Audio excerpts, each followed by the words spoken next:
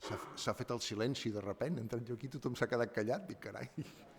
Bé, bona tarda, benvinguts a un nou diàleg d'història urbana, que fem cada dilluns o cada 2 dilluns, depèn, alternant zones, però molts els fem aquí a Martí-l'Humà. Avui tenim, a veure si ho pronuncio bé, Nicole Distel.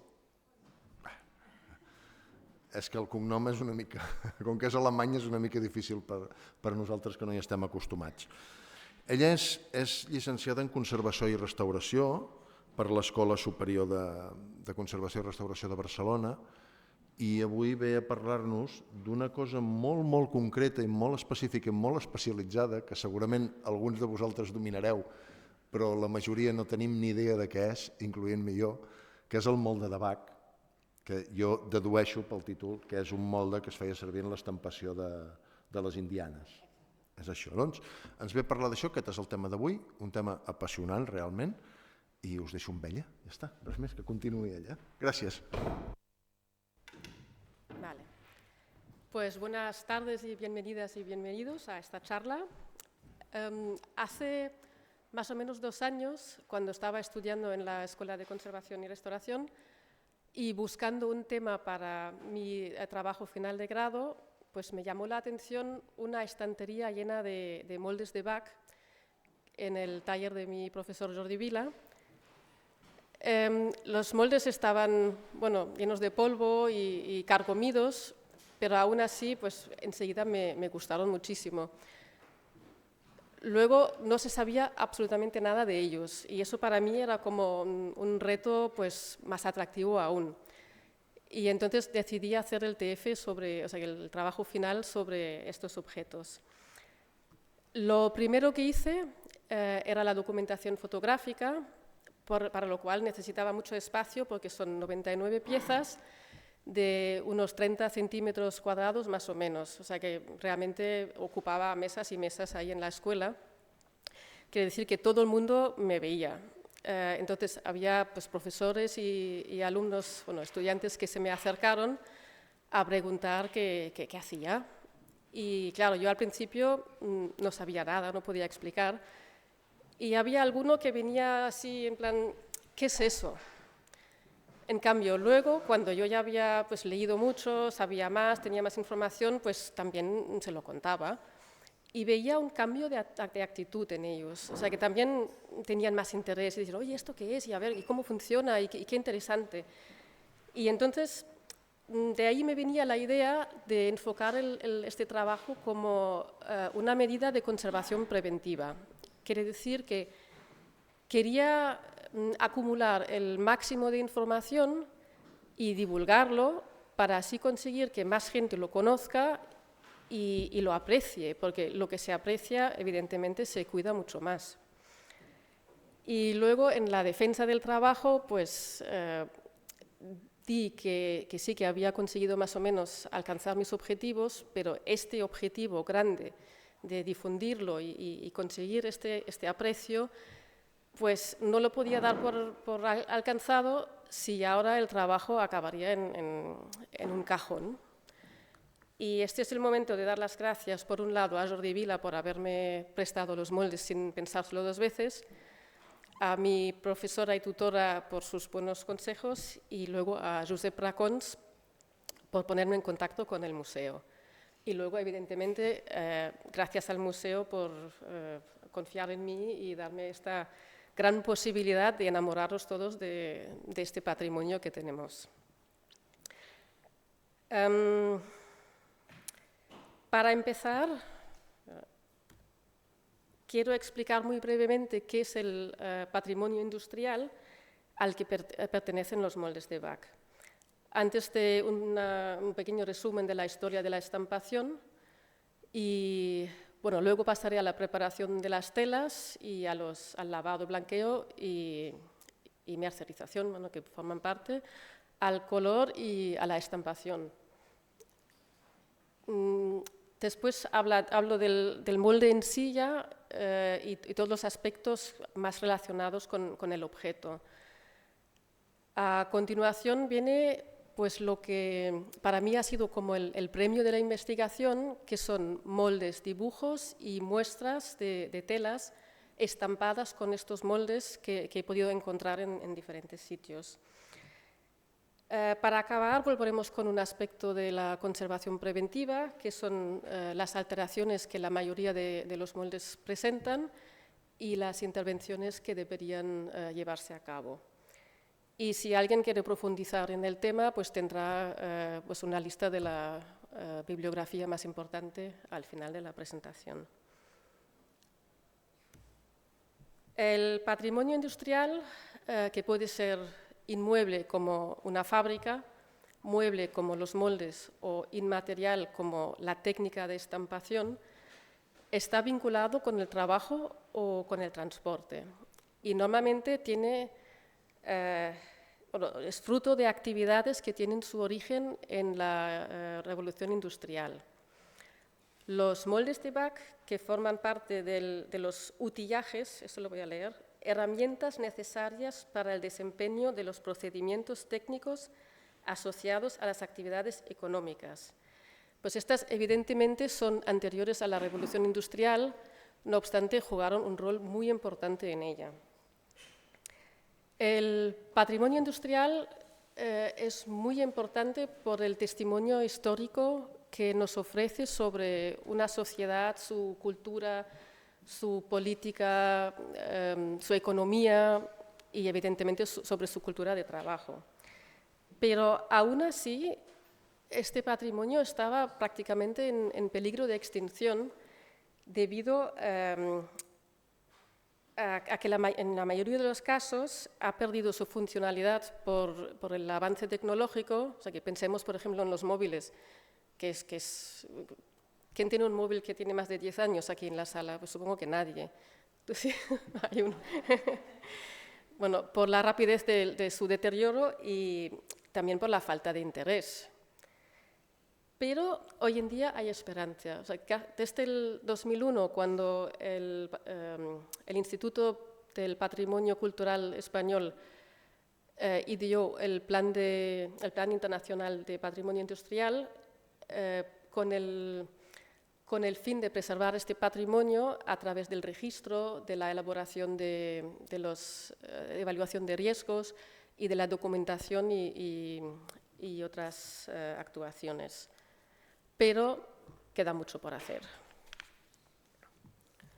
Vale. El origen de la estampación con moldes xilográficos se sitúa en Asia, alrededor de 2000 años antes de Cristo, y fue introducido a Europa en el siglo XVI. Había como dos rutas principales. Una era por tierra, siguiendo la antigua ruta de la seda, atravesando gran cantidad de países, o por mar en los barcos de las compañías de las Indias. En realidad, la estampación con moldes ya se conocía en Europa, pero el resultado era muy deficiente porque los tintes no aguantaban el lavado, por lo cual no se podían utilizar para indumentaria, solo para telas que se usaban en algún acto litúrgico o para decoración. A partir de la segunda mitad del siglo XVII, estas telas ligeras de algodón con estampados exóticos, con colores muy vivos, que se llaman indianas, ya empiezan a convertirse en un bien de consumo al alcance de la mayoría de la gente. Y los motivos también se van adaptando poco a poco al gusto europeo. Entonces, estas telas tenían mucho éxito, tanto éxito que se prohibieron. O sea, que se prohibió la importación para proteger así al gremio local de la lana, del lino y de la seda. Pero claro, ya lo conocían, la demanda estaba creada, ¿y ahora qué? Entonces se empezó a estampar aquí mismo en Europa. Las primeras fábricas o talleres, si tenían suerte, tenían algún trabajador asiático, alguien que había como mínimo impreso ya naipes, que esas fábricas sí que existían, o tenía información de la India, otros no tenían tanta suerte y había muchas fábricas que quebraron por falta de conocimientos. Las telas estampadas por las fábricas aquí en Europa eran de menor calidad que las traídas de la India, pero también eran más baratas. Y esto hacía que la gente ya no solo tenía un vestido para trabajar y otro para el domingo, sino que se podían comprar pues 3, 4, 5 vestidos con estampados muy diferentes. Y esto hacía pues que nacían las modas. Y estas modas otra vez hacían, demandaban más material, más ropa nueva, más diseños nuevos, y las fábricas estaban prácticamente obligados a avanzar también en su tecnología, en la química del color, y también, pues, no solo para que sea mejor, sino también para que sea más rentable.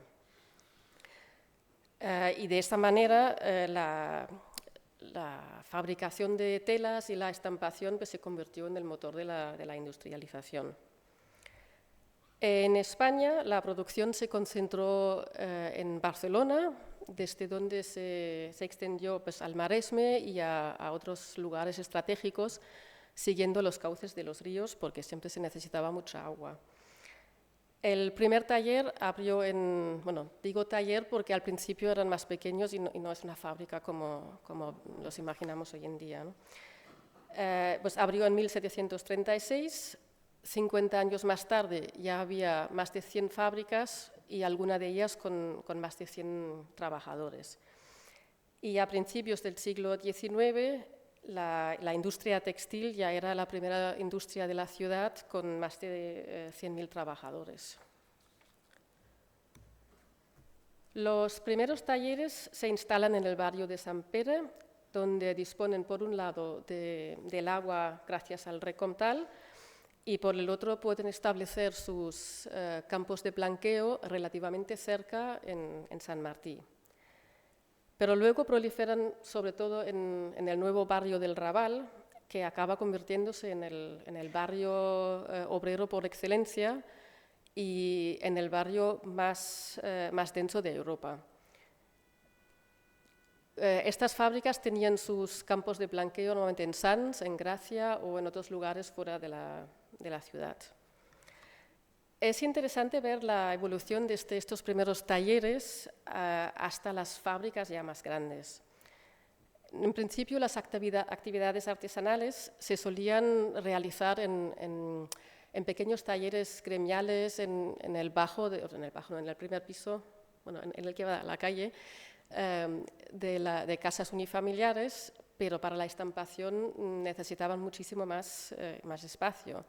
Entonces, primero pues intentaban comprar las casas anexas y entonces estas casas talleres normalmente estaban organizadas alrededor de un patio interior. También se convertían en fábricas antiguas casas de comercio que ya de por sí eran más grandes y simplemente se adaptaban a las nuevas necesidades de las fábricas de la estampación. Todavía no hablamos, como he dicho, de fábricas en el sentido moderno porque las técnicas que utilizaban eran tradicionales, o sea, manuales. A mediados del siglo XIX, Barcelona sufre una saturación demográfica e industrial insoportable. O sea que no queda espacio edificable dentro de la ciudad. Los edificios que hay ya han subido de altura, se han dividido y subdividido cantidad de veces, cada vez en espacios más pequeños y menos saludables. Entonces, pues había que encontrar una solución y además faltaba agua para la producción y para las máquinas de vapor, que ya se habían instalado también en muchas fábricas. Entonces, la solución pasa por la deslocalización de las fábricas textiles a un lugar, pues, a ser posible cercano, con acceso a las vías marítimas para tener acceso a la materia prima, al carbón y a la vez para poder exportar con facilidad. Y evidentemente, otra vez necesitan que haya agua. El lugar escogido es Sant Martí de Provençals, cuya industrialización empieza más o menos en el 1850, o quizás un poco antes. Las fábricas de Sant Martí ya son fábricas grandes con varios edificios, todos utilizan la energía de vapor y tienen los campos de blanqueo incorporados en el mismo recinto. Los moldes de mi estudio provienen justamente de una fábrica de Sant Martí, que fue fundada en 1859 por Josep Ferrer y Vidal y Josep Ponsa y Ríos. El primero es un emprendedor, el socio capitalista, digamos, y el segundo es un estampador con ya años de experiencia. A los pocos años, el primero se desvincula de la fábrica y esta queda en manos de la familia Ponsa durante varias generaciones, hasta su cierre en 1982. La fábrica se dedica sobre todo a la estampación de seda y de artículos accesorios como corbatas y pañuelos o a telas por metro directamente. La estampación sobre seda era minoritario y se debe, pues, muy probablemente al origen manresano del Josep Ponsa, ya que Manresa era un centro de la producción sedera. En lo que se refiere a los moldes estudiados, la propietaria anterior a mi profesor, la señora Elsa Vidal, ha contado que su padre, Ricardo Vidal, que curiosamente es además el nieto del fundador de la colonia textil Can Vidal, que está en Puig-reig, pero además de esto, porque no viene a cuento, pues era comisionista en el sector textil y entonces él hace más de 30 años recibió de un cliente que no podía pagar sus deudas pues unos 700 moldes de Bach como pago. Entonces, él los almacenó en otra fábrica textil que se llama Puig i Font, que era de la familia de su mujer en Monistrol de Montserrat. Ahí estaban guardados, seguramente no en condiciones óptimas, durante muchísimos años, hasta que la hija, la señora Elsa Vidal, pues decidió venderlos por lotes y en Wallapop. Entonces, vendió unos 500 y pico de moldes a un solo brocante, que los vendió luego pues, de uno en uno. Mi profesor compró 99 moldes y los demás pues, se vendieron algunos así de uno en uno y alguno queda todavía en manos de la familia Vidal. Eso quiere decir que los moldes que he podido estudiar son más o menos un 15% de todos estos moldes y no sabemos si la fábrica tenía además más. Según los años que nos han dicho, estos 30 años podría ser que eran un poco más de 30 años y que coincide con el cierre de la fábrica, pero es una suposición mía, no lo sabemos.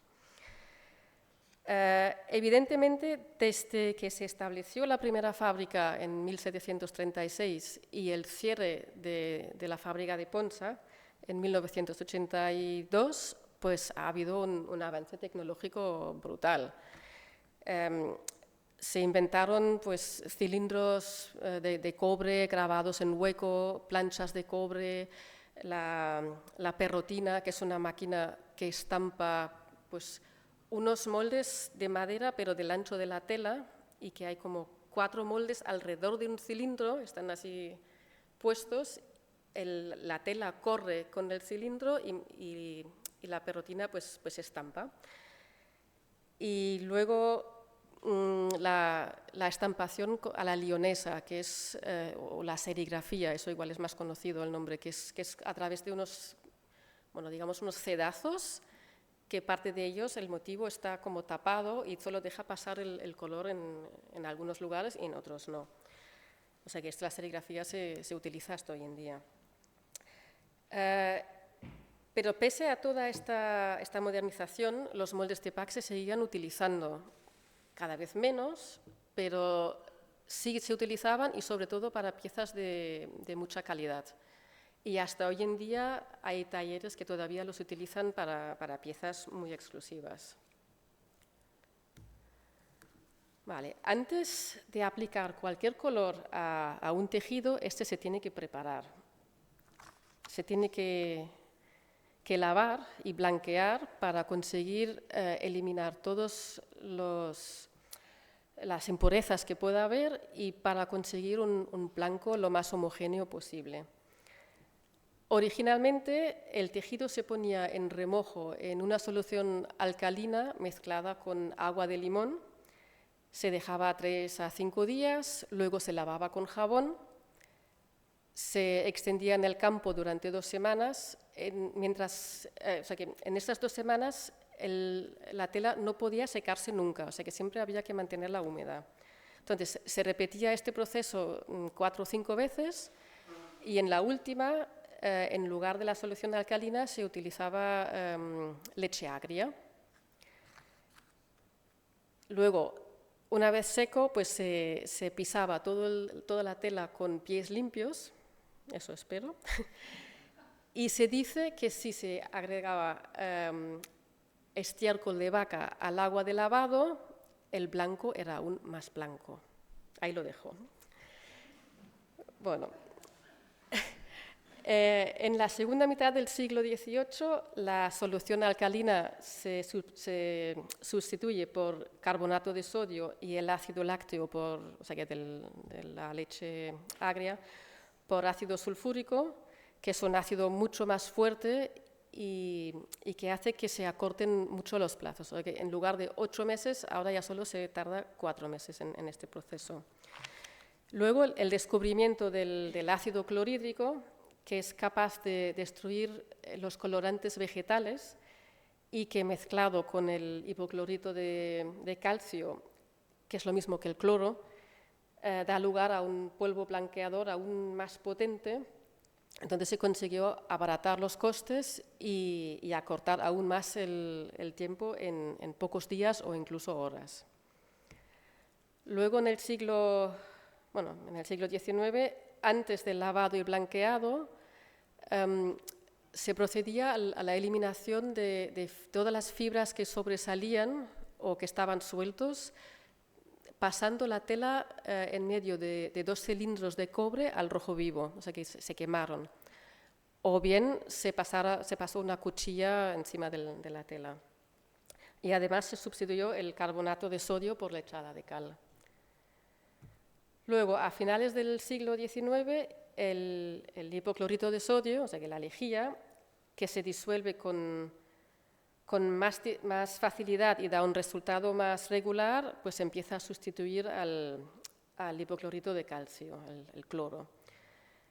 Y luego, en el siglo XX, se consigue acortar más aún a solo 2 minutos este proceso gracias al uso de la presión de vapor.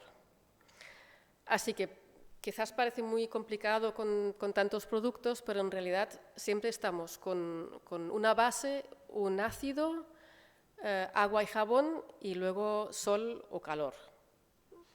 Bueno, después añadimos el polvo blanqueador y el vapor, pero bueno, no es tan complicado. Luego, la búsqueda de nuevos métodos de blanqueo pues, siguió y sigue todavía, y se introdujeron el peróxido de hidrógeno, que es agua oxigenada, y el clorito de sodio. Y en la actualidad se intenta pues, trabajar con productos menos agresivos, que son los blanqueadores ópticos, que encontramos hoy en día pues, en los detergentes y hasta en la pasta de dientes, o sea que está por todos lados. Luego, antes o después del blanqueo, se puede mercerizar el tejido.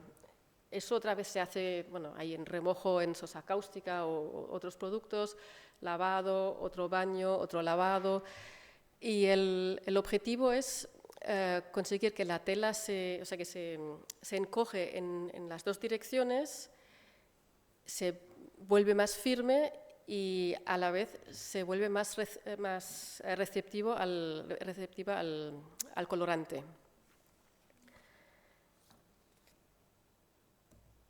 Vale. La estampación pues, consiste en trasladar una pasta de color a la tela, pero solo a unas zonas, ¿no? mediante la estampación con los moldes. Esta pasta puede ser una mezcla de un colorante, un mordiente y un espesante, o de un colorante y un espesante, o bien de un mordiente, un espesante. Los colorantes pueden ser naturales, artificiales o sintéticos, se disuelven en agua o en el ácido del mordiente y hacen reacción con la fibra de la tela, por lo cual acaban siendo parte de la fibra. O sea que no es una cosa que se pone encima, sino que forma parte de la tela. El mordiente se selecciona en función del colorante, del método de aplicación y también del color que se quiere conseguir. Quiere decir que, por ejemplo, el colorante alizarina, o sea que se utiliza un mordiente que es se utilizan mordientes de óxidos metálicos. Entonces, si se utiliza con el mordiente de aluminio, el resultado es el rojo. Si se utiliza con el mordiente de hierro, pues acaba siendo púrpura. Y si se utiliza con el mordiente de cromo, se obtiene un color marrón. O sea que eso es muy interesante. Luego, para evitar que los colorantes y mordientes se extienden en el tejido, o sea que nosotros queremos estampar solo la zona del molde, no que se vaya por ahí. Entonces, para eso se mezcla con los espesantes. Y los espesantes, pues, algunos los conocemos de la cocina, el almidón, la fécula de patata, dextrina, albúmina y diferentes tipos de gomas se mezclan en frío o caliente y con agua o sin agua. Y hay alguno, como la albúmina, que actúa a la vez de espesante y de mordiente. Luego, se utilizan principalmente 4 métodos en la estampación. El método directo es el donde se aplica la mezcla de colorante, mordiente y espesante y se estampa directamente el motivo en la tela. En el método indirecto se estampa el motivo solo con mordiente y espesante, o sea que no hay ningún color. Pero luego se tiñe la tela entera y a continuación se lava la tela, lo que hace que el tinte pues, se elimina de las zonas que no llevan mordiente. En el método de la sustracción se tiñe primero la tela y luego se estampan pues unas sustancias como ácidos o sosa cáustica que provocan reacciones que tienen como consecuencia la eliminación del mordiente y del colorante. Y en el método de la reserva, eso quizás lo conocemos todo, uno muy, muy conocido es el de la cera, que se aplica cera, eso que sería cera a la tela, se tiñe y luego se quita la cera y ahí no hay tinte, ¿no? Entonces, esto se puede hacer con diferentes sustancias químicas también, o bien cuando eran dibujos chiquititos, así muy, muy detallados, pues sí que se usaba realmente la cera que se aplica con plumas de metal. Cuando se estampan diferentes colores y sus mordientes, evidentemente estos tienen que ser compatibles entre ellos, ¿no? Porque también si hay una reacción, pues puede estropear el tejido. Una vez estampado la tela, originalmente pues las telas se colgaban de árboles y se dejaban ahí al sol y expuestos a la humedad del lugar. Pero en Europa pues, construyeron cámaras caldeadas y a partir de 1828 se usó también el vapor para acelerar este proceso. Para entender el proceso de la estampación tenemos aquí un ejemplo. O sea que en la estampación al bac se utiliza un molde para cada color. Entonces, aquí, por ejemplo, se estampa primero el molde del color rojo, luego el amarillo y luego el verde. Y como vemos, en el resultado hay el naranja también. O sea que eso es otra posibilidad, estampar el amarillo sobre el rojo y da naranja. Entonces, cada color y cada molde tiene su propio bac. El bac es el recipiente que coge, o sea, donde está la pasta de color. Entonces, el pack es una cubeta con 3 bastidores. El primero y más grande, o sea que tiene un material elástico que puede ser goma o una pintura vieja o harina engomada y hace como de colchón. Luego para cuando se coge el color con el molde, este se reparte de manera más regular. Entonces, el segundo bastidor es de una tela impermeable y el tercero, más pequeño, pues solo lleva un paño fino que deja traspasar la pasta de color. Entonces, después de cada estampación, normalmente había un joven que repartía otra vez este color de manera homogénea dentro del bac, gracias a pues, un trozo de fieltro o un cepillo. Entonces, otro aspecto muy importante en la estampación con estos moldes es que muchas veces el motivo que se ve en el molde es como el conjunto o la repetición de un motivo más pequeñito. O sea que aquí vemos en rojo el que sería el motivo pequeño o el rapport, que se repite, bueno, en este creo que 6 veces. Y este rapport en principio se puede seguir en todas las direcciones infinitamente, por lo cual se puede estampar un molde al lado del otro hasta llenar una tela entera.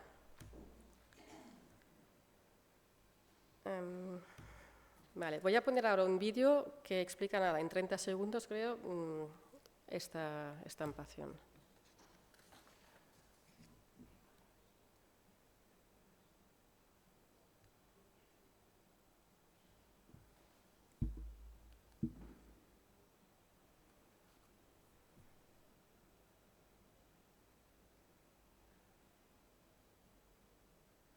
Ahí se ve que realmente la diferencia entre la impresión, que es apretar así lentamente una cosa, un molde en papel, y esta es la estampación que se da un golpe seco sobre el molde.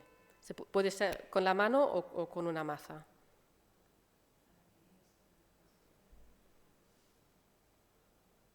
Este vídeo es de la Block Print Company, que todavía hoy en día trabaja de esta manera tradicional en la India. Y tiene unos vídeos muy chulos, o sea que si os interesa el tema, vale la pena mirarlos. Vale, ahora pasamos por fin al molde de bac en sí. El molde de bac está constituido por 5 tablas de madera, normalmente podrían ser 1 o 3, pero todos los que yo he visto tenían 5. La primera tabla suele ser de madera de peral, las intermedias de una madera más blanda como el abeto y la última de una más dura como el nogal o el roble. Las tablas se adhieren entre sí con cola de carpintero o cola de caseína y lo importante es que se adhieren con la dirección de la veta alterna, porque esto hace que aumenta la resistencia y que las maderas no se curven.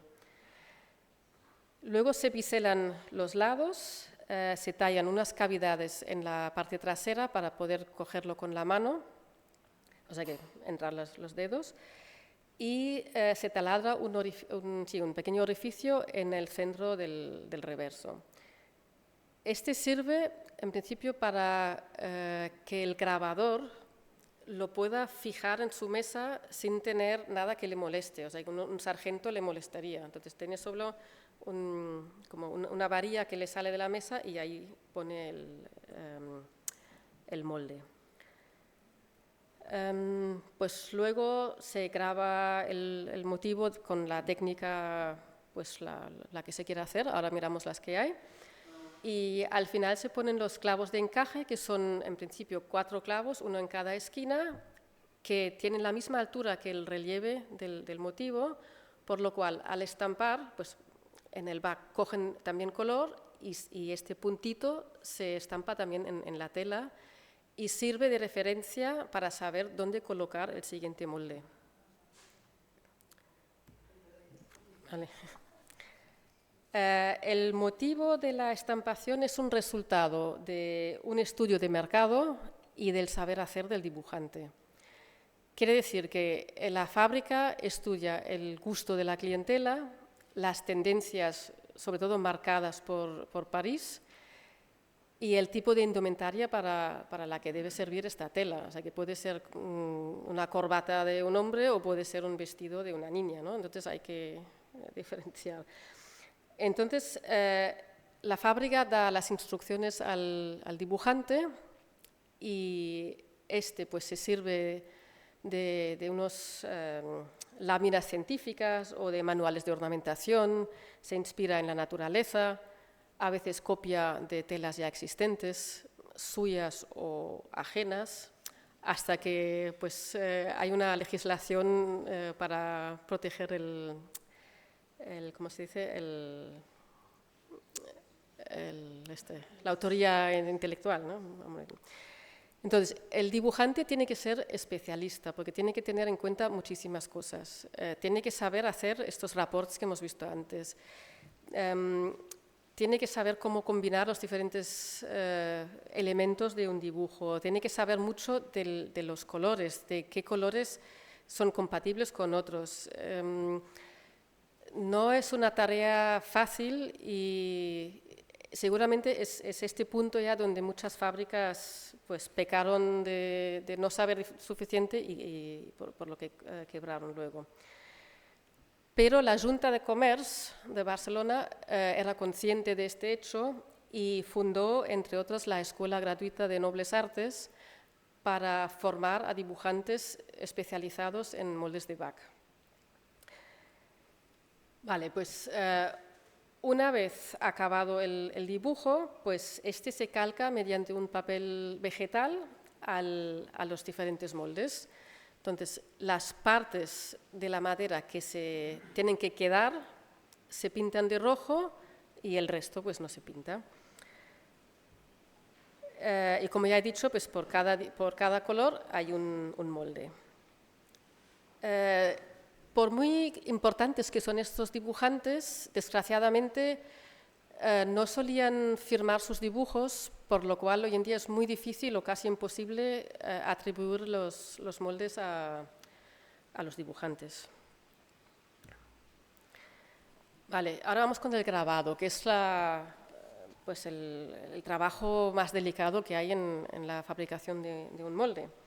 Hay principalmente tres tipos. El primero es el grabado de madera.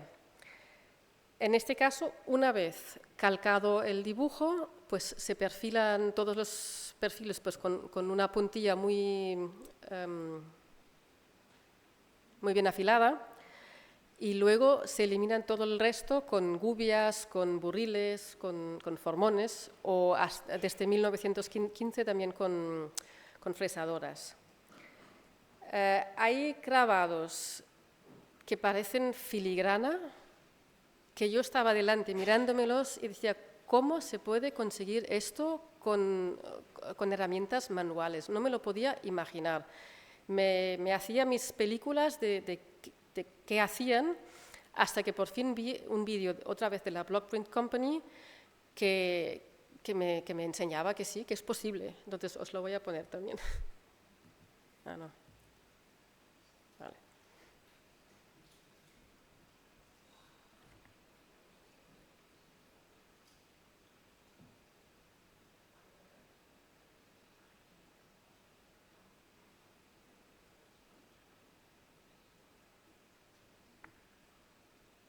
Que hacen unas paredes tan finas que parece imposible.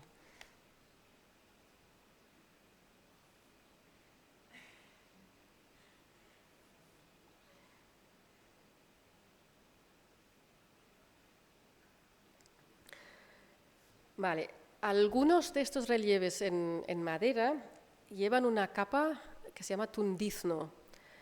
Esta es una capa que lleva pues, polvo de seda o de algodón y está mezclada con aceite de linaza, con trementina, carbonato y óxido de plomo.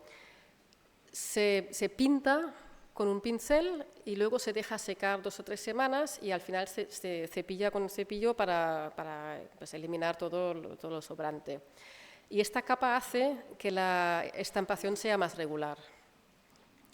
Es muy interesante porque yo lo he visto en todos estos moldes en un, pues diría que en un 60%, o sea que es en muchos.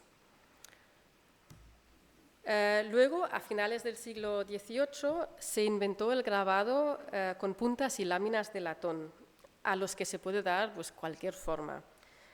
Se hacen incisiones en la madera y se incrustan. Y en el caso de las puntas, pues tenemos estas matrices que se ven en medio, que aseguran de que todas las puntas están a la misma altura y además que estén rectas.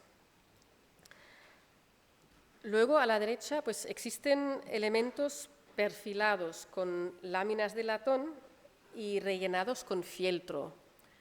Estos se llaman chapeautés, que viene del francés de chapeau, que estaban hechos con fieltro antes, ¿no?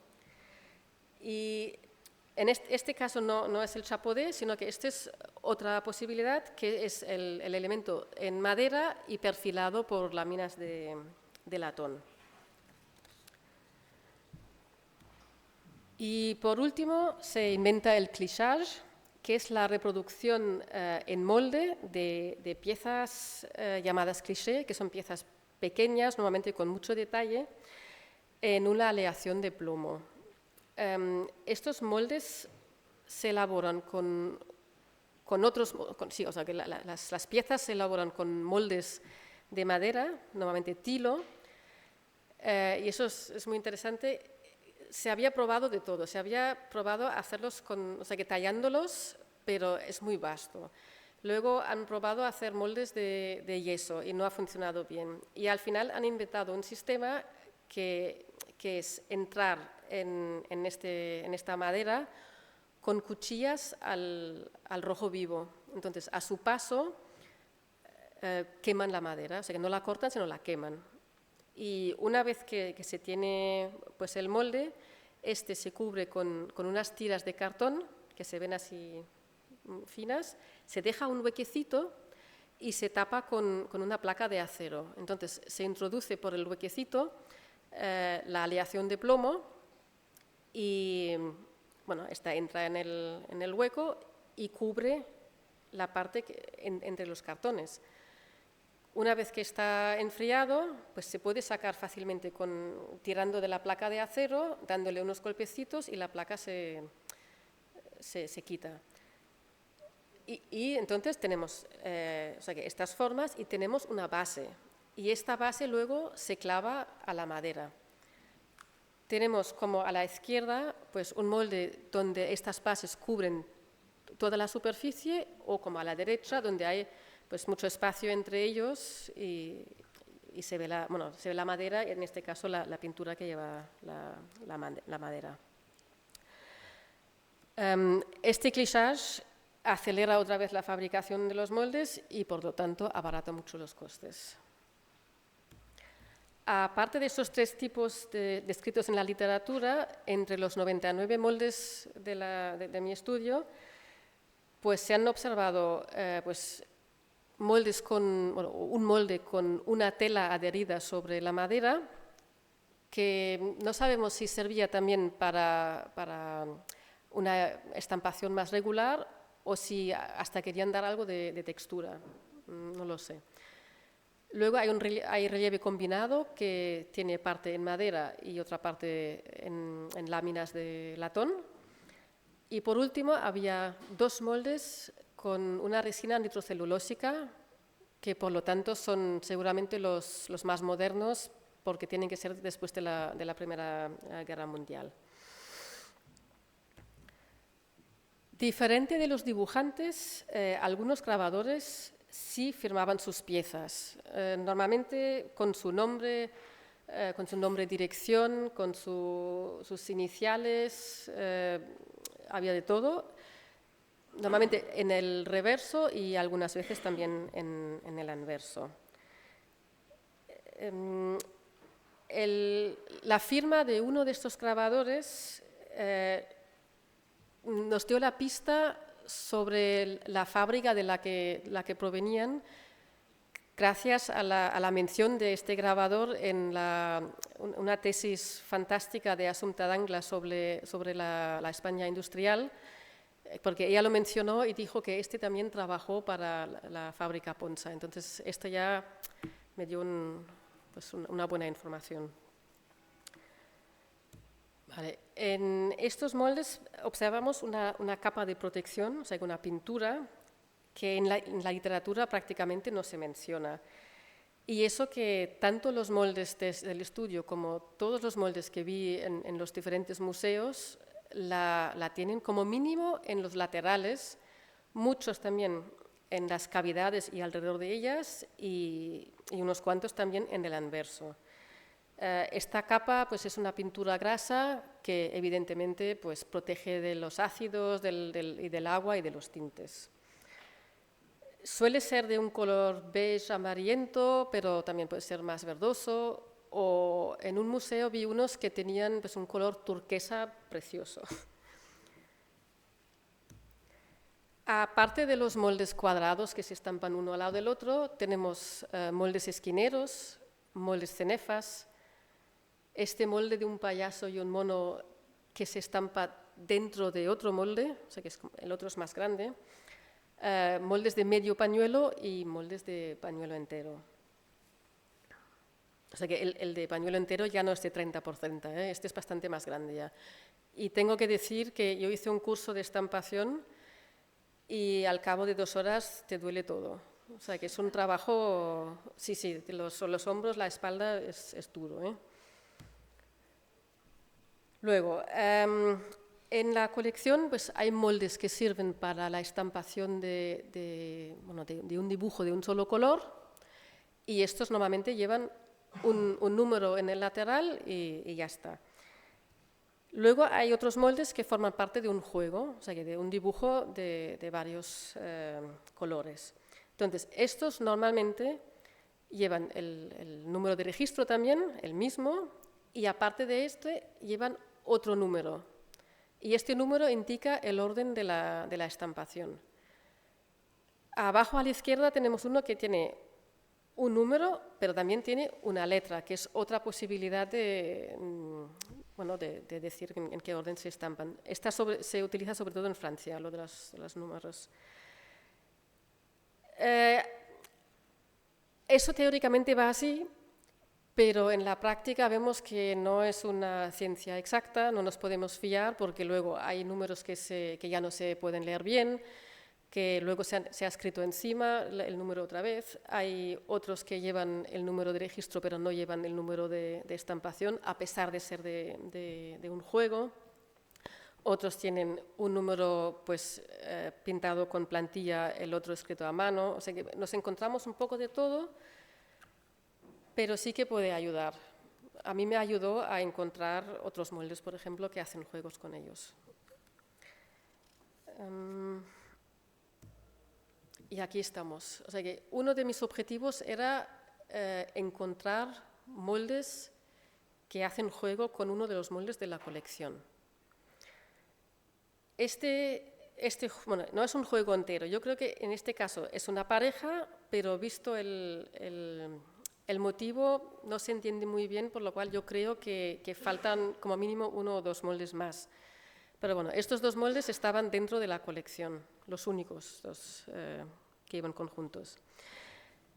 Una vez que había 2 moldes que me parecían que podrían formar una pareja o formar parte del mismo juego, pues hice el dibujo con Illustrator y puse uno encima del otro para comprobar si realmente las medidas y todo correspondía. Entonces, como he dicho, este era de la misma colección y este lo encontré en Wallapop. Desgraciadamente ya estaba vendido, o sea que no se podía comprar, ni tengo más fotos que este, pero por lo menos la tengo. Y se puede ver que el que es cuadrado, el que encontré, es el molde del fondo y el otro es el molde del perfil, es decir, que perfila las figuras. Como veremos más adelante, faltan 5 moldes más que dan todos los colores del interior del dibujo. Lo curioso es que el vendedor de este molde es el brocante que compró la mayoría de los moldes a la señora Vidal. Sí, se cierra el círculo. Entonces, la señora Vidal todavía tenía algunos moldes, me mandó fotos y en principio me los quería enseñar, pero este en concreto no lo volvía a encontrar. Por lo cual, pues no lo he podido ver ni hacer una foto mejor de la que ella me mandó. Pero bueno, sobreponiendo la foto y el dibujo, también se ve muy claramente que forman parte del mismo juego.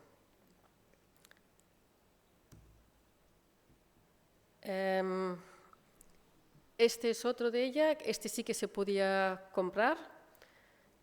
Es un motivo floral, el uno son los pétalos, el otro es la rama con las hojas. Y a la izquierda tenéis los laterales con los números de registro y veis que es el mismo. Luego, de este sí que tengo los dibujos, pero a veces aún así es muy difícil llegar a una conclusión. Es lo que los sobrepones, pero claro, como uno tiene una transparencia, pues no se ve tan bien y en este caso no he conseguido un dibujo concluyente, pero estoy convencidísima de que son del mismo juego. O sea que sería interesante estamparlos realmente. Vale, este lo encontré en el Museo del Estampació de Premià de Mar. No puedo poner la foto porque no ceden los derechos, pero creo que el dibujo pues ya lo explica muy bien y aquí en este caso es clarísimo que es el mismo juego. Y este que para mí es la crème de la crème, me encanta estos dos moldes, este dibujo es muy bonito, también de la propietaria anterior. Y si encontrar estos moldes ya era emocionante, pues el día que fui al museo a mirar mostrarios de dibujos y de telas estampadas, pues encontré y luego no podía dormir. O sea que realmente era emocionante. O sea que una vez que se conoció el origen, la fábrica de la que venían, pues ya era más fácil buscar así más concretamente. Miré en un total de 16 mostrarios, que son libros así de grandes, y hay que mirarlos realmente uno por uno y con mucho cuidado, porque tienen su edad. En el Museo del Diseño encontré 23 muestras de los moldes. Y de cada molde, pues no solo hay una muestra, sino hay muestras de diferentes combinaciones de colores. En el Museo del Estampació de Premià, en principio, tienen muchísimo material sobre la fábrica Ponsa. Me consta que tienen muchos más mostrarios aún, pero bueno, yo no los he podido ver y espero que algún día se estudien y que de ahí saldrá mucha más información aún. Bueno, este es el molde que ya hemos visto antes, que es el de la combinación de madera y latón. Es el molde del fondo. Veis en amarillo pues, el trozo que corresponde a la muestra. Entonces, este en la muestra izquierda abajo sería el del color rojo. Como veis, les gustaban los colores fuertes. Vale, este es el molde del perfil de las estrellas. Quiere decir que en el molde de arriba a la izquierda sería el azul oscuro. Este molde pues es de un motivo de un solo color, porque solo he encontrado pues, estas tres muestras en blanco y negro. Las dos figuras de arriba son que es el dibujo, es en papel, y la inferior es una muestra en tela. Aquí otra vez pues alucinante, ¿verdad? Sí, yo cuando lo vi era como, wow.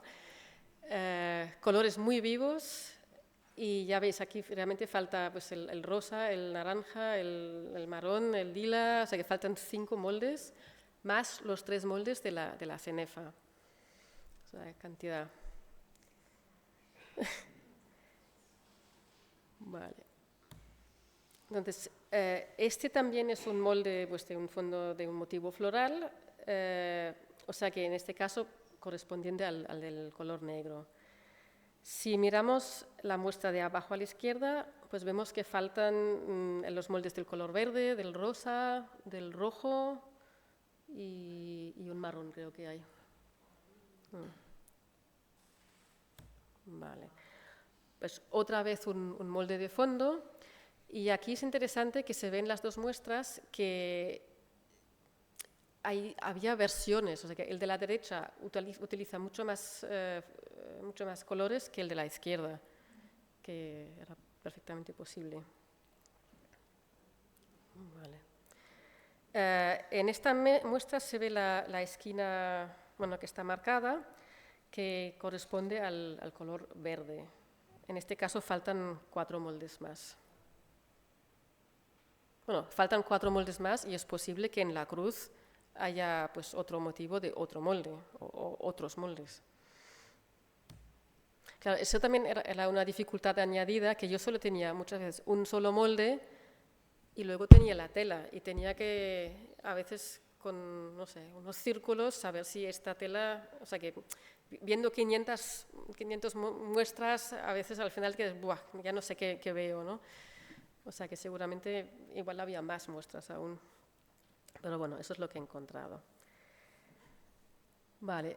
En este caso también, abajo vemos el molde solo y arriba el molde más otro de color. No sé por qué tiene esta forma tan rara este molde. No sé si es ya para un chaleco o algo. No tengo ni idea. Vale, este es otra vez un molde esquinero.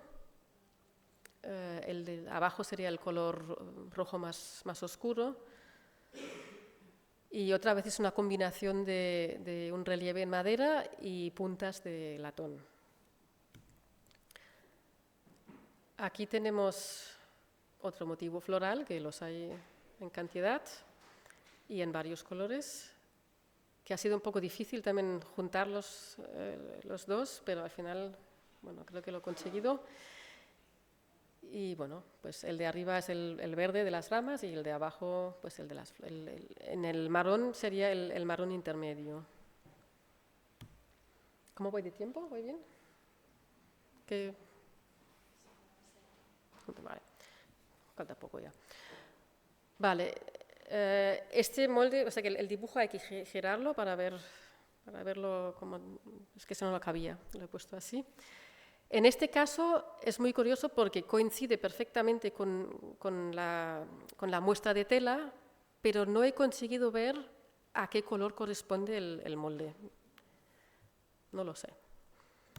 Bueno, este es un molde de un pañuelo entero, un molde así de grande, muy colorido otra vez, ¿no? Y corresponde al color azul en el de abajo a la izquierda. Aquí otro de unas, bueno, en color o sin color. Voy un poco más rápido. Aquí falta el de color rojo. Ups. Este es típico de sábanas. Ahí. Espera, ahora me he perdido. Este. Vale, en este hay una curiosidad también que se ve aquí en el círculo, que en el molde se ve que el nervio de la hoja tiene otro color. O sea que otro enigma que todavía no he solucionado. Pero bueno, ahí está. Y corresponde al color verde de la muestra de abajo. Este sería el perfil en negro. Las figuras de arriba son de papel y las de abajo de tela. Aquí otro. Uno de cenefa. Otro este es de medio pañuelo, el color amarillo. Uno de pañuelo entero, muy colorido otra vez. Este sería el del color marrón en la muestra de abajo izquierda. Y aquí a la derecha abajo tendríamos el molde que corresponde al perfil solo, ¿no? Otra vez el que más me gusta a mí, es precioso, el de color oliva y el del rosa intermedio. Este es el escudo de Barcelona. Y vale, y ahora para volver con lo que me preocupa a mí, que soy restauradora, pues es la conservación-restauración. Son las alteraciones que presentan estas piezas. Hay pues, alteraciones debidas a la elaboración de los moldes y a su uso, que estos en principio ahí se quedan porque forman parte de la historia de los moldes, y hay otros que son debidos a su almacenamiento en condiciones no adecuadas. Entonces, ya en la literatura hablan de que muchas veces se rompen piezas del relieve, que luego se ponen unos injertos y se vuelven a grabar. Efectivamente, yo en estos moldes he visto muchos injertos y todos ellos estaban clavados con pequeños clavos desde los laterales. Y una cosa curiosa es que también había, pues, abajo a la derecha, un motivo en madera que se había perdido y lo habían sustituido por un clavo cuya cabeza tiene forma de corazón.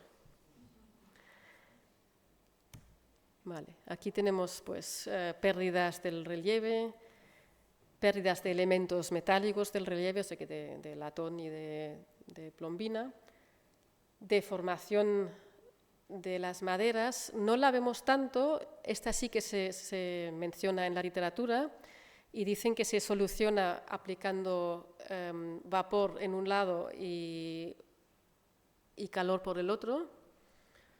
O sea que realmente solo lo he visto una vez. En cambio, también aquí se ve que se está separando, y en uno de los tratados del siglo XIX dicen que están tan bien encolados que no se separarían nunca. Eso no es verdad. Sí que se separan. Luego hay deformaciones pues en las láminas, en las puntas. Sobre todo en el reverso hay muchas rayadas, suciedad pues superficial y adherida, un ataque de insectos xilófagos pues bastante importante. Muchos presentan grietas, fisuras en cualquiera de los dos lados. Aquí vemos justamente como una tabla se ha desprendido, hay descohesión. Luego tenemos aquí clavos. ¿Qué hacen estos clavos? Pues justamente sí que se desprenden las tablas, por lo tanto han puesto clavos y tornillos que desmientan lo que dijo este especialista. Y normalmente los encontramos hoy en día todos oxidados. Aquí a la derecha abajo vemos que también hay algunas piezas que se han perdido. Luego la capa de pintura pues, muestra desprendimientos, pérdidas, levantamientos. Y hay alteraciones cromáticas, o sea, manchas, en este caso es del tinte, o sea que es del uso de los moldes. El de la derecha arriba es una mancha con volumen, que sería de algún adhesivo. Y luego abajo, a la izquierda, tenemos, es que no sé si se aprecia aquí, hay un círculo que pasa por las dos cavidades. Y este se ha utilizado justamente para colocarlos en su sitio, o sea que es de ayuda. Y en el de en medio también hay dos verticales y una horizontal que ayudaban a situar las puntas en su sitio. Y en el último pues se ven marcas de otro molde sobre el cual estaba apoyado sin ninguna protección entre medio. Entonces, en el marco del trabajo se realizó ya una intervención pues, de urgencia, que era la desinsectación por anoxia. Anoxia es, pues se ponen los moldes en unas bolsas y se sustituye el oxígeno por nitrógeno, por lo cual los bichitos ya no pueden vivir. Se hizo un cambio de ubicación de las piezas, separándolos de maderas que puedan ser afectados y en mejores condiciones ambientales. se realizó un siglado y un etiquetado para que los moldes pues, para que sean trazables y no se perdieran. Y se elaboró un catálogo con fichas de cada pieza, con la información más importante y pues, fotos detalladas de todas las alteraciones y de cualquier cosa que tenía importancia. Ahora, para frenar el deterioro y garantizar que estos moldes se conserven para las futuras generaciones, pues sería necesario fijar la capa de protección, eliminar la suciedad, adherir los fragmentos antes de que se pierdan y estabilizar los metales. Y finalmente, pues encontrar un destino final donde estén en condiciones adecuadas.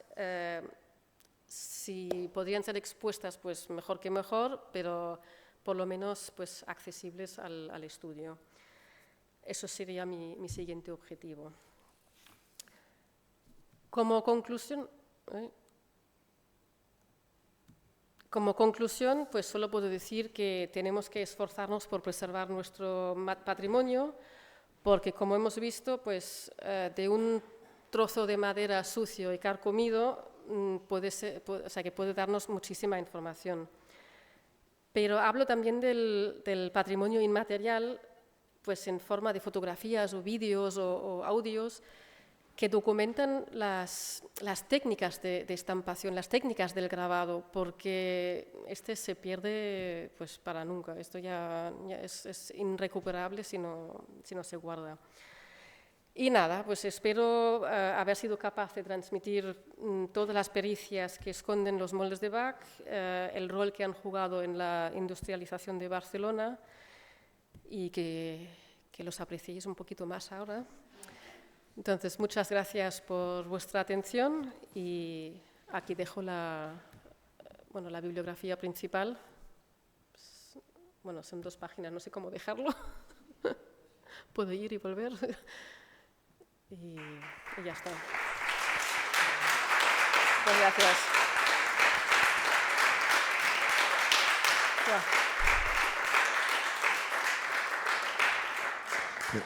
Moltes gràcies, Nicole, per al diàleg. I ara obrim torn de preguntes, per si voleu fer preguntes. ¿Ha quedado todo claro? No.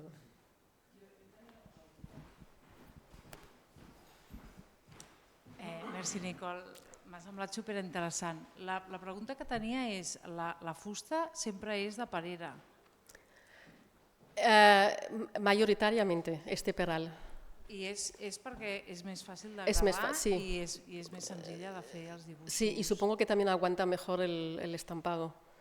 Sí, sí, porque tiene como una fibra es muy fino, imagino que es por eso. Sí, és que al veure el treball que feien els gravadors... Sí, me imagino que de la India, que bueno, no sé si tienen perales ahí, será otra, pero sí, pero aquí en Europa, desde luego, tanto en Francia como en Suiza, en Alemania y aquí, era mayoritariamente el peral.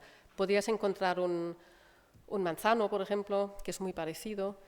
Y luego, por ejemplo, en los 2 que llevaban la resina nitrocelulósica, claro, ahí no está grabado la primera tabla, está sobrepuesta. Y en este caso, la primera tabla era de haya, no era de peral. Pero en los que están grabados, sí. Vale. I has pensat alguna cosa amb la incompatibilitat de la fusta i el metall? No, eso es una cosa que sería interesante para él que los restaurará en algún momento.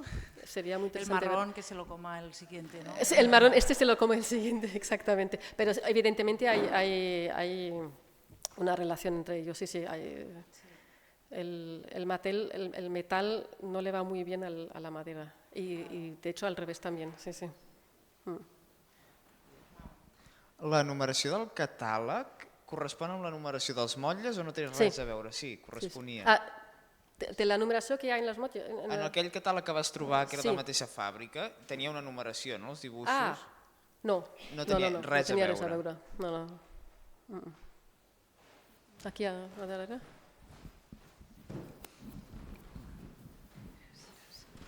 Hola, jo només volia preguntar si pots repetir el nom dels dos fundadors de Ponsa. Sí, era el senyor Josep Ferrer i Vidal i el Josep Ponsa i Rius.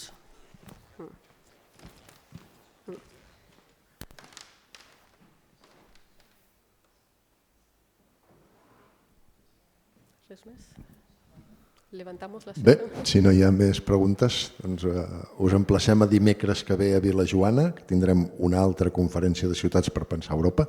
Aquesta vegada serà sobre Marsella. Moltes gràcies per venir.